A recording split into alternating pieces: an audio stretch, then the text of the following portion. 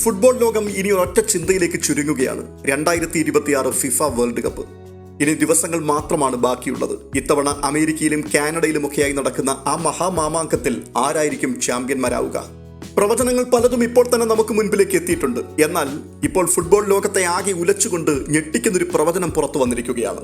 അതെ, കഴിഞ്ഞ 3 ലോകകപ്പുകളും 2014 ജർമ്മനിയും 2018 ഫ്രാൻസും ഒടുവിൽ 2022 ലയണൽ മെസ്സിയുടെ അർജന്റീനയും കപ്പടിക്കും എന്ന് കൃത്യമായി ഒരു തെറ്റും കൂടാതെ പ്രവചിച്ച ലണ്ടൻ ആസ്ഥാനമായുള്ള പാൻമെയർ ലിബേറിയം എന്ന ഫിനാൻഷ്യൽ ഇൻസ്റ്റിറ്റ്യൂഷനിലെ പ്രമുഖ സാമ്പത്തിക ശാസ്ത്രജ്ഞനായ ജോക്കിംഗ് ക്ലമന്റിന്റെ പ്രവചനമാണിത്.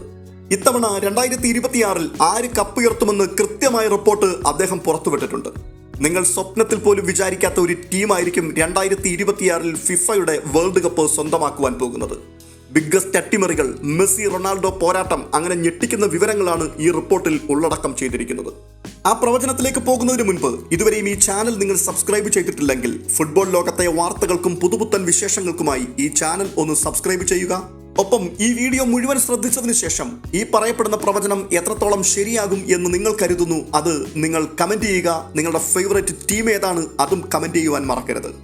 ഒരു ഫുട്ബോൾ അനലിസ്റ്റ് അല്ല ഈ പ്രവചനം നടത്തിയിരിക്കുന്നത് എന്നുള്ളതാണ് ഏറ്റവും വലിയ പ്രത്യേകത. ഇതൊരു സാമ്പത്തിക ശാസ്ത്ര മാതൃകയാണ്.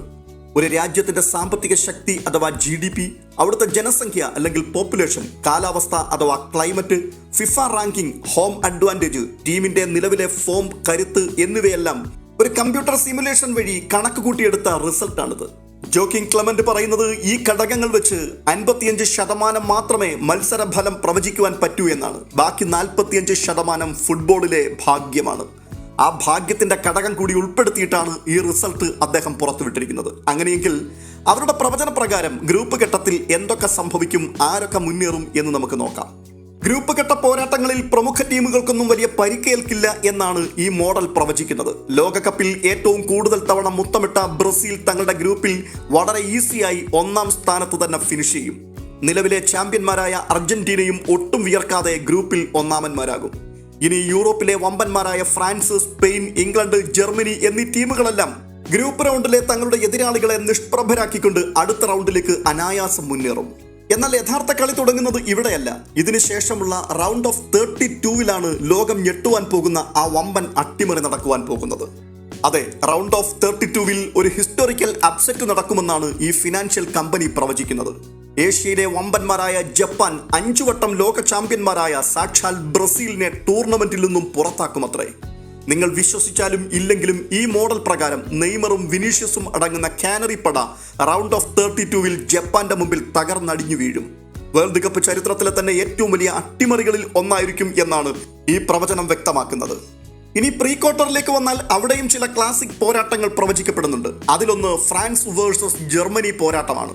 കഴിഞ്ഞ 2 ലോകകപ്പുകളിലും ഗ്രൂപ്പ് ഘട്ടത്തിൽ പുറത്തായ ജർമ്മനിക്ക് ഇക്കുറി ജമാൽ മ്യൂസിയാലും ഫ്ലോറിയാൻ വിറ്റ്സും ഒക്കെ ഉണ്ടെങ്കിലും കിരീടം നേടുവാൻ കഴിയില്ല.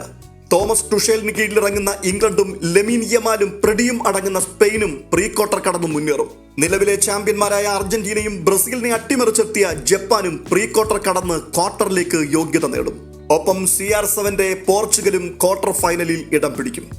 തുടർന്ന് ക്വാർട്ടർ ഫൈനലിൽ ലോകം കാത്തിരിക്കുന്ന ആ മഹാപോരാട്ടം അരങ്ങേറും. അർജന്റീനയും പോർച്ചുഗലും തമ്മിലുള്ള പോരാട്ടമായിരിക്കും അത്. അതായത് മെസ്സിയും റൊണാൾഡോയും ലോകകപ്പ് വേദിയിൽ നേർക്കുനേരെത്തും. ഈ മത്സരത്തിന്റെ ഫലം എന്തായിരിക്കും എന്നാണ് നിങ്ങൾ കരുതുന്നത്?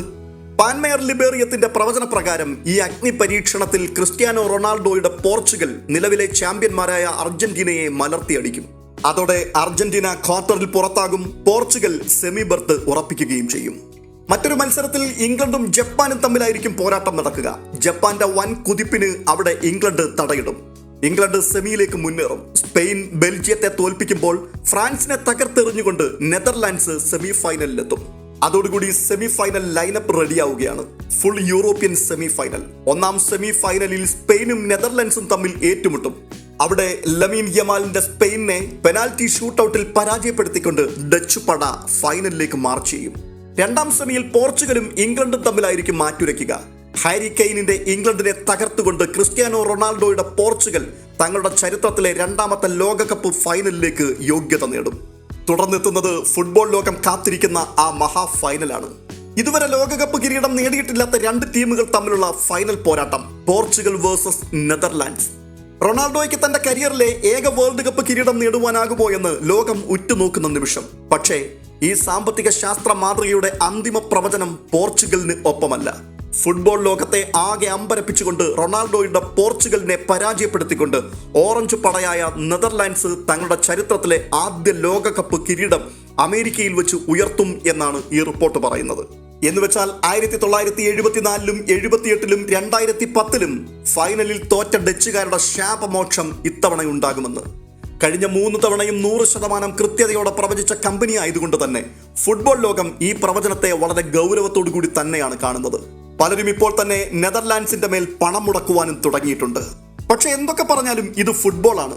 മൈതാനത്ത് പന്തുരുണ്ട് തീരും വരെയും ഒന്നും പ്രവചിക്കുവാനാവില്ല. അതുകൊണ്ട് തന്നെ നിങ്ങളുടെ അഭിപ്രായം എന്താണ്?